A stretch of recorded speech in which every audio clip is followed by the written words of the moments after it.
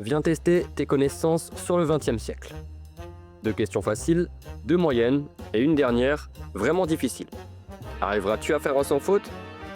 C'est parti. Première question. Quel nom porte l'opération lancée par l'Allemagne contre l'URSS en 1941? Est-ce que c'est l'opération Torch, l'opération Barbarossa, l'opération Overlord ou l'opération Fallgelb?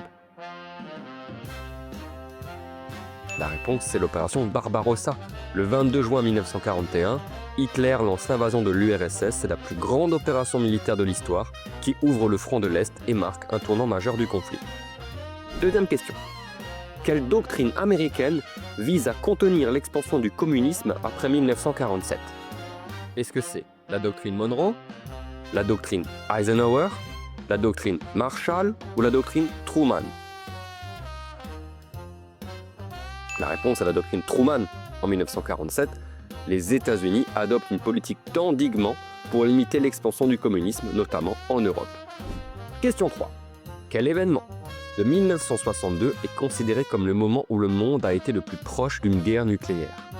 Est-ce que c'est la construction du mur de Berlin, la guerre du Vietnam, la crise des missiles de Cuba ou l'invasion de l'Afghanistan? La réponse est la crise des missiles de Cuba. En octobre 62, les États-Unis découvrent des missiles soviétiques à Cuba. Le face-à-face dure plusieurs jours et frôle la guerre nucléaire. Question 4. Quel concept désigne l'équilibre de la terreur nucléaire reposant sur la capacité de destruction totale des deux camps pendant la guerre froide? Est-ce que c'est la coexistence pacifique, la dissuasion asymétrique, la destruction mutuelle assurée ou l'endiguement stratégique?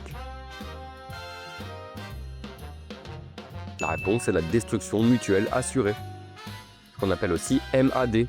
La MAD repose sur un principe simple. Une attaque nucléaire entraînerait une riposte équivalente, donc la destruction des deux camps. Un équilibre par la peur. Et enfin, question 5, la plus difficile.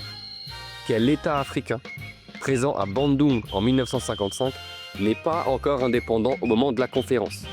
Est-ce que c'est le Ghana? Est-ce que c'est l'Égypte? Est-ce que c'est l'Éthiopie? Ou est-ce que c'est le Libéria? La réponse, c'est le Ghana. En 1955, le Ghana s'appelle encore Gold Coast et est une colonie britannique. Il ne devient indépendant qu'en 1957.